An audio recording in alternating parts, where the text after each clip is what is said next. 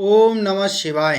नमस्कार दोस्तों, स्वागत है आप सभी का हमारे चैनल भक्ति ज्ञान में। दोस्तों, आज मैं आपको शिव महाप्राण की कथा सुना रहा हूँ। आप सभी भक्तजन इस कथा को श्रद्धा पूर्वक मन लगाकर सुने। भगवान शिव जी आप सभी की मनोकामना पूर्ण करेंगे और आप सभी के कष्टों को हर लेंगे। ब्रह्मा जी बोले, हे नारद, प्राचीन काल में विदर्भा देश में वेद मित्र नामक एक विद्वान ब्राह्मण रहता था। उसका मित्र सारस्वत नामक एक अन्य वेद पाठी ब्राह्मण था। कुछ समय उपरांत वेद मित्र तथा सारस्वत के यहाँ एक एक पुत्र ने जन्म लिया। उन दोनों के नाम सामवान तथा सुमेधा हुए। वे दोनों बालक स्वभाव तथा कार्यों में एक दूसरे के समान थे।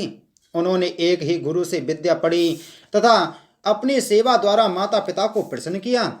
जब वे बालक दोनों बड़े हुए तो एक दिन दोनों के माता पिता ने इस प्रकार कहा, अब तुम 16 वर्ष के हो गए, अस्तु हम तुम्हारा विवाह करना चाहते हैं, परंतु विवाह के लिए धन आवश्यक होता है, इसलिए सर्वप्रथम तुम धन का संग्रह करो। हम तुम्हें धन प्राप्ति का एक उपाय बतलाते हैं। उसके अनुसार आचरण करने पर तुम्हें यथेष्ट धन की प्राप्ति होगी। वह उपाय यह है कि तुम दोनों यहाँ के राजा के पास जाओ और उन्हें अपनी विद्या के चमत्कार से प्रसन्न कर धन प्राप्त करो। हे नारद, माता पिता की आज्ञा स्वीकार कर वे दोनों राजा के समीप जा पहुंचे। वहां उन्होंने अपनी विद्या की चतुरता प्रकट कर राजा से धन प्राप्त किया।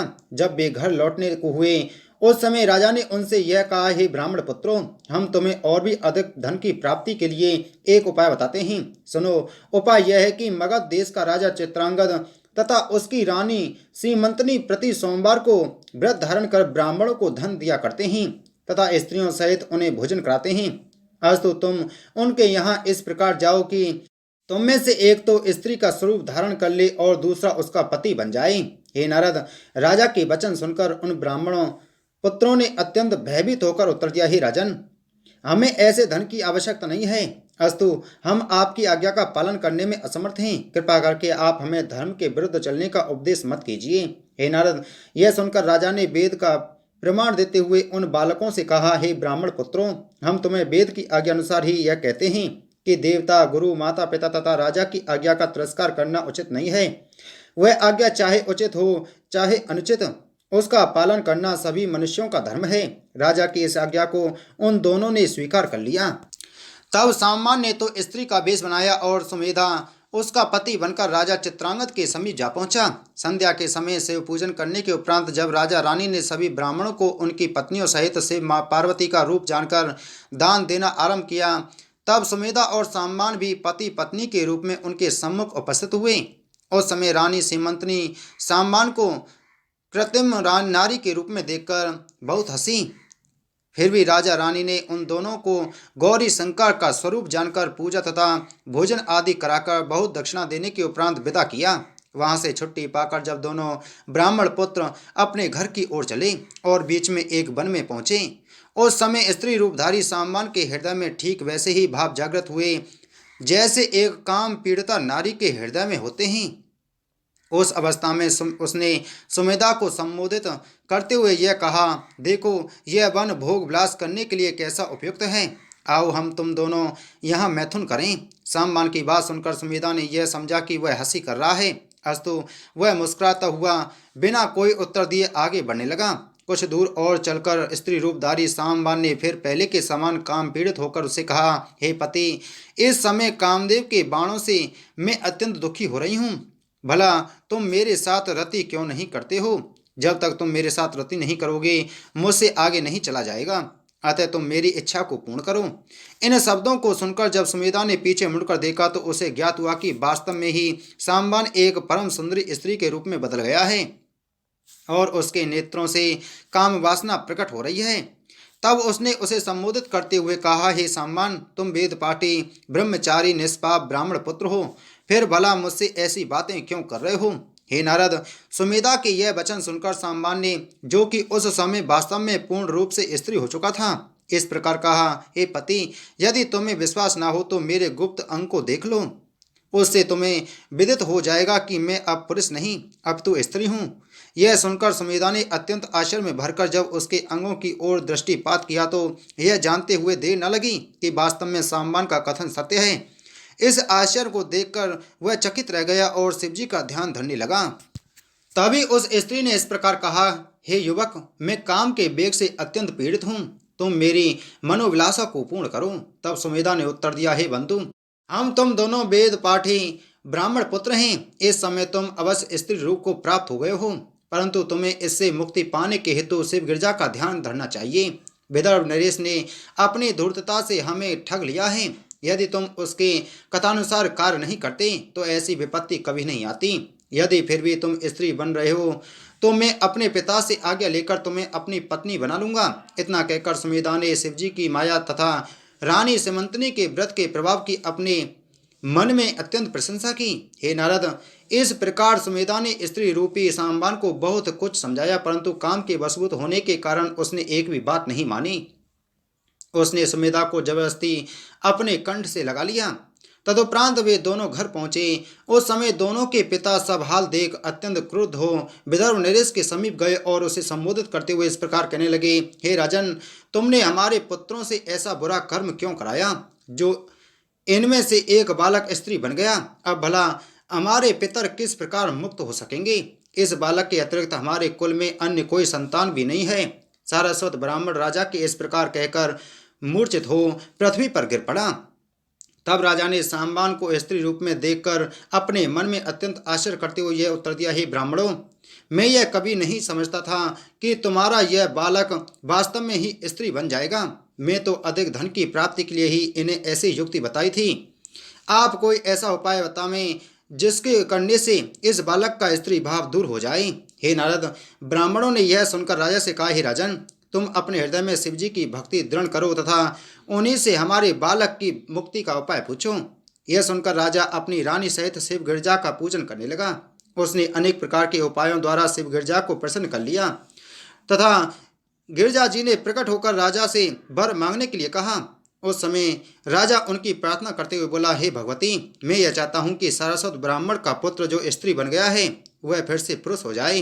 राजा की इस प्रार्थना को सुनकर भगवती गिरजा ने उत्तर दिया, हे राजन, हम अपने भक्त की किसी प्रकार अवज्ञा नहीं करना चाहती। अस्तु, तुमसे यह कहती हैं कि तुम इस बालक का विवाह सुमेधा के साथ कर दो। इतना कहकर जब गिरजा अंतर्ध्यान हो गई तब राजा ने दोनों ब्राह्मणों को बुलाकर सब वृतांत कह सुनाया। उसे सुनकर सारस्वत ने अपने लड़के का विवाह सुमेधा के साथ कर दिया। तब वे दोनों पति पत्नी बनकर प्रसन्नतापूर्वक विहार करने लगे। भगवती गिरजा की कृपा से सारस्वत ब्राह्मण को एक दूसरे पुत्र की प्राप्ति हुई। हे नारद, रानी सिमंतनी ने सोमवार का जो व्रत किया था उसकी महिमा का यह प्रत्यक्ष चमत्कार तुम्हें मैंने सुनाया है। इस चरित्र को जो कोई सुनता, सुनाता अथवा पढ़ता है उसे भी दोनों लोकों में आनंद प्राप्त होता है। ब्रह्मा जी ने कहा, हे नारद, अब मैं तुम्हें वार्षिक व्रतों के संबंध में सुनाता हूँ। उन्हें धारण करने से व्रती को सब प्रकार के आनंद प्राप्त होते हैं तथा अंत में मुक्ति प्राप्त होकर शिवजी का सामीप्य लाभ होता है। वार्षिक व्रतों में एक व्रत उमा महेश्वर नाम से प्रसिद्ध है। उमा महेश्वर व्रत चैत्र तथा मार्गशीर्ष मास के शुक्ल पक्ष की अष्टमी, चतुर्दशी, पूर्णिमा अथवा अमावस्या को करना चाहिए। इस व्रत का नियम यह है कि प्रातःकाल उठकर संकल्प करें, तदुपरांत नित्य कर्म आदि से निवृत्त हो नदी में स्नान करें, फिर अपने घर में आकर श्रेष्ठ मंडप तथा 5 कलशों की स्थापना करें। कलशों को शुद्ध वस्त्र से ढके तथा उनके ऊपर शिव तथा गिरजा जी की स्वर्ण प्रतिमा स्थापित करें। प्रतिमा में शिवजी का स्वरूप शंख, चक्र, गदा, पद्म युक्त तथा गिरजा का स्वरूप वस्त्राभूषणों से युक्त होना चाहिए। तत्पश्चात विधि पूर्वक उनका पूजन तथा हवन करके पंचाक्षरी मंत्र का जप करना चाहिए। हे नारद, प्रदोष काल में शिवजी का दोबारा पूजन करके ब्राह्मणों को सपत्नी भोजन करावे तथा उन्हें दान दक्षिणा आदि से संतुष्ट करे। तदुपरांत स्वयं दूध सहित मीठा भोजन करें। इसी प्रकार 1 वर्ष तक दोनों पक्ष में इस व्रत को धारण करता रहे। जो लोग इस विधि से उमा महेश्वर व्रत को धारण करते हैं उनकी 3 पीढ़ियां तर जाती हैं। ऐसे लोगों को संसार में सुख तथा परलोक में शिवजी का सामीप्य प्राप्त होता है। इस संबंध में हम तुमसे एक कथा कहते हैं। हे नारद, प्राचीन काल में वैदर्भ नामक एक ब्राह्मण अनर्त देश में रहा करता था। वह ब्राह्मण अत्यंत धनवान, बलवान तथा विद्वान था। उसके अनेक संतानें थीं, जिनमें शारदा नामक एक कन्या बड़ी पीड़िता थी। जब वह कन्या 12 वर्ष की हुई तब एक अन्य धनवान वृद्ध ब्राह्मण ने वैदर्भ के पास जाकर यह कहा कि तुम अपनी पुत्री का विवाह हमारे साथ कर दो।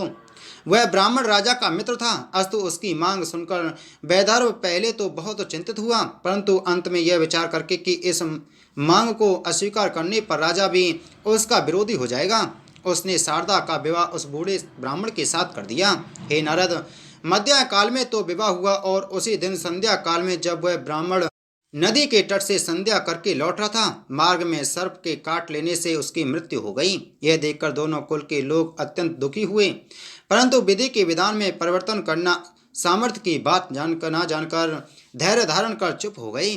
शारदा विधवा होकर अपने माता पिता के घर रहने लगी। जब कुछ समय व्यतीत हो गया, तब एक दिन यह घटना घटी। शारदा के पिता तथा भाई किसी स्थान पर विवाह के सम्मिलित होने के लिए गए हुए थे। उनके लौटकर आने से पूर्व ही अंधे वैद्य मुनि अपने शिष्यों का हाथ पकड़े हुए शारदा के घर आ पहुंचे। शारदा ने उनकी अत्यंत सेवा की तथा भोजन कराया।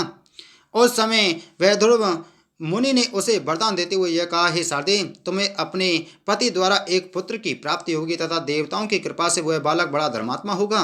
मुनि के यह वचन सुनकर शारदा ने अत्यंत चकित हो हाथ जोड़ इस प्रकार कहा, हे प्रभु, मेरे पति की मृत्यु तो विवाह के दिन ही हो गई थी, अस्तु आप मुझे यह बतावें कि आपका कथन किस प्रकार सत्य होगा। हे नारद, शारदा के मुख से यह शब्द सुनकर वैद्य मुनि ने कहा, हे पुत्री, नेत्रहीन होने के कारण मैं तुम्हें बिना देखे ही ऐसा वर दे बैठा हूँ। फिर भी मैं भगवान सदाशिव को प्रसन्न करके अपने वचन को सत्य करूँगा। तुम भी मेरी आज्ञा मानकर उमा महेश्वर व्रत को धारण करो। मुनि के यह वचन सुनकर शारदा अत्यंत प्रसन्न हुई। उसने उत्तर दिया, मैं आपके अनुसार उमा महेश्वर का व्रत अवश्य धारण करूंगी। यह सुनकर मुनि ने उसे व्रत की विधि बतला दी। उसी समय शारदा के पिता तथा भाई भी लौटकर घर आ गए। उन्होंने जब सब वृतांत सुना तो मुनि से इस प्रकार बोले, हे प्रभु, आपने अत्यंत कृपा की जो यहाँ आकर हमें अपना दर्शन दिया है। हमारी यह पुत्री आपकी शरण में है। अब आप कृपा कर यहीं शिवालय में निवास कीजिए। जब इसका व्रत समाप्त हो जाए तब आप जहाँ चाहें वहाँ चले जाइएगा, परंतु उस समय तक यहीं निवास कीजिए। वैद्य मुनि ने इस प्रार्थना को स्वीकार कर लिया। तब शारदा उनके बताए अनुसार उमा महेश्वर का व्रत रखने लगी और वे उसे उपदेश करते रहे। ब्रह्मा जी ने कहा, हे नारद, इस प्रकार शारदा को व्रत करते हुए एक वर्ष व्यतीत हो गया। तब उसने व्रत का उद्यापन किया। मुनि ने भी जप तप योग आदि द्वारा भगवती गिरजा को प्रसन्न किया। दोनों की ऐसी भक्ति देखकर श्री गिरजा ने प्रसन्न होकर दर्शन दिए। उनके दर्शन पाकर मुनि का अंधापन दूर हो गया। तब उस मुनि तथा शारदा ने गिरजा जी की बहुत स्तुति की। हे नारद, तब गिरजा जी ने प्रसन्न होकर दोनों को संबोधित करते हुए कहा, मैं तुम्हारी इच्छाओं को पूरा करूंगी, तुम जो चाहते हो वह कहो। यह सुनकर मुनि बोले, हे मातेश्वरी, मैंने अनजाने में शारदा को यह वरदान दिया है कि तुम अपने पति द्वारा एक पुत्र को जन्म दोगी, अस्तु आप मेरे इस वचन को सत्य करने की कृपा करें। यह सुनकर भगवती गिरजा बोली, हे मुनि, मैं तुम्हें शारदा के पूर्व जन्म का वृत्तांत सुनाती हूँ। हे मुनि, पूर्व जन्म में शारदा एक दरिद्र ब्राह्मण की पुत्री थी। यह एक ऐसे व्यक्ति को ब्याई गई जिसके घर में पहले से भी एक पत्नी थी। वहाँ इसने अपनी सौत को अनेक प्रकार के कष्ट दिए। इसका पति भी इसकी सुंदरता पर ऐसा मोहित था कि उसने भी अपनी पहली पत्नी की ओर ध्यान देना छोड़ दिया। फलस्वरूप यह चिंतातुर हो कुछ ही दिनों में मृत्यु को प्राप्त हो गई। इसके पड़ोस में एक युवा ब्राह्मण रहता था। एक दिन उसने इसकी सुंदरता पर मोहित होकर इसका हाथ पकड़ लिया। तब शारदा ने उसे अनेक प्रकार के दुर्वचन कहकर धिक्कारा, परंतु वह इसके मुंह में व्याकुल होकर मृत्यु को प्राप्त हो गया। हे मुनि, शारदा ने अपनी सौत को बहुत कष्ट पहुंचाया था, इसलिए यह इस जन्म में विधवा हुई है तथा निरंतर 21 जन्म तक विधवा ही होती रहेगी। इस बार यह उस ब्राह्मण की पत्नी होकर विधवा हुई जिसने पूर्व जन्म में इसके विरह में अपने प्राण त्याग दिए थे। इसका पूर्व जन्म का जो पति था वह पांडव देश में एक ब्राह्मण के घर उत्पन्न हुआ है। वह अत्यंत धनी, सुंदर, बुद्धिमान तथा शिव भक्त है। मैं यह वरदान देती हूँ कि उसके साथ इसकी प्रतिदिन स्वप्न में भेंट हुआ करेगी। उसके रहने का स्थान यहाँ से 307 योजन दूर है। शारदा अपने उस पूर्व जन्म के पति के साथ स्वप्न में भोग विलास करके शुभ घड़ी में एक पुत्र को जन्म देगी। उस बालक को देखकर बालक का पिता अत्यंत प्रसन्न होगा। हे नारद, मुनि से इस प्रकार कहकर पार्वती जी ने शारदा से कहा, हे शारदा, तुम्हारा पति तुम्हें प्रतिदिन स्वप्न में मिला करेगा। उसके साथ भोग विलास करती हुई तुम एक पुत्र को जन्म दोगी। तुम्हारा पुत्र बहुत बलवान, धनवान तथा यशस्वी होगा। इस व्रत के प्रभाव से तुम भी अंत में मुक्ति को प्राप्त करोगी। इतना कहकर भगवती गिरजा अंतर्ध्यान हो गईं। हे नारद, प्रातःकाल होने पर मुनि ने यह सब वृतांत शारदा के माता पिता को सुनाया। तदुपरांत मुनि तो अपने स्थान को चले गए और शारदा प्रतिदिन स्वप्न में अपने पति से भेंट करने लगी। कुछ दिनों बाद जब वह गर्भवती हुई तो बंधु बांधवों ने तथा अन्य लोगों ने उसे व्यभिचारिणी समझकर धिक्कार देना आरंभ कर दिया। लोगों ने शारदा के माता पिता से यह भी कहा कि वे उसे घर से निकाल दें। जब शारदा के माता पिता इस बात के लिए तैयार हो गए, उस समय यह आकाशवाणी हुई, शारदा ने कोई कुकर्म नहीं किया है। जो लोग इसे दोष लगाएंगे उनकी जिह्वा फट जाएगी। इस आकाशवाणी को सुनकर शारदा के पिता, भाई, बंधु आदि अत्यंत प्रसन्न हुए, परंतु कुछ लोग आश्चर्य में भरकर यह कहने लगे कि आकाशवाणी के बहाने यह किसी ने झूठी बात कह दी है। परिणाम यह हुआ कि ऐसा कहने वाले लोगों की जीव तुरंत फट गई। ब्रह्मा जी बोले, हे नारद, शुभ घड़ी प्राप्त होने पर शारदा ने एक सुंदर पुत्र को जन्म दिया। वह बालक सूर्य के समान प्रकाशवान था। उसका नाम शारदेव रखा गया। बड़े होने पर उसने अल्पकाल में ही 3 वेद पढ़ लिए तथा शिवजी की भक्ति में संलग्न रहकर माता की सेवा करने लगा। विवाह हो जाने के पश्चात उसने अनेक संतानों को जन्म दिया। एक बार वह अपनी माता को साथ लेकर गोकर्ण तीर्थ में स्नान करने के लिए शिवरात्रि के दिन जा पहुंचा। वहां शारदा का पति वह ब्राह्मण भी आया हुआ था, जिसे शारदा स्वप्न में प्रतिदिन देखा करती थी। शारदा वहां से उसे पहचान कर अत्यंत आनंदित हुई। उधर जब उसने यह देखा कि वह स्वप्न में जिस स्त्री तथा पुत्र को देखा करता है वे यहाँ उपस्थित हैं, तो वह भी अत्यंत आनंदित हुआ। तदुपरांत वह वास्तविक भेद को जानने के लिए शारदा के पास आया और इस प्रकार पूछने लगा, हे भद्रे, तुम किसकी पुत्री तथा किसकी पत्नी हो? तुम्हारा नाम क्या है? तुम बारंबार हमारी ओर क्यों देख रही हो? इसका कारण बताओ। यह सुनकर शारदा ने रो रोकर अपना संपूर्ण वृतांत उसे सुना दिया। तब उस ब्राह्मण ने हंसकर पूछा, यह पुत्र किसका है? इसे देखकर मेरे हृदय में पिता के समान प्रीति उत्पन्न होती है। जब तुम विधवा हो गई तब यह बालक किस प्रकार उत्पन्न हुआ? यह सुनकर शारदा ने लज्जित होते हुए यह उत्तर दिया, हे स्वामिन, यह बालक आपके द्वारा ही उत्पन्न हुआ है। इसका नाम सरदेव है और यह संपूर्ण विद्याओं को जानने वाला है। यह सुनकर उस ब्राह्मण ने मुस्कुराते हुए कहा, यह तो बड़े आश्चर्य की बात है कि तुम्हारा पति तुम्हारा हाथ पकड़े बिना ही मृत्यु को प्राप्त हो गया और तुम इस बालक को जन्म दे बैठी। अस्तु, जो वृतांत सत्य हो वह हमें बताओ। तब शारदा ने लज्जा लगा त्याग कर सब सच्चा वृतांत कह सुनाया, जिससे ब्राह्मण को अपने मन में यह निश्चय हो गया कि शारदा मेरी ही स्त्री है। हे नारद, उस समय शारदा तथा उसके पति को अत्यंत प्रसन्नता हुई। तब शारदा ने अपने व्रत का आधा फल उस ब्राह्मण को दे दिया और स्वयं भी अपने पति के साथ रहकर उसके अधीन हुई। व्रत का फल प्राप्त होते ही उस ब्राह्मण को अपने पूर्वजन्म का स्मरण हो आया।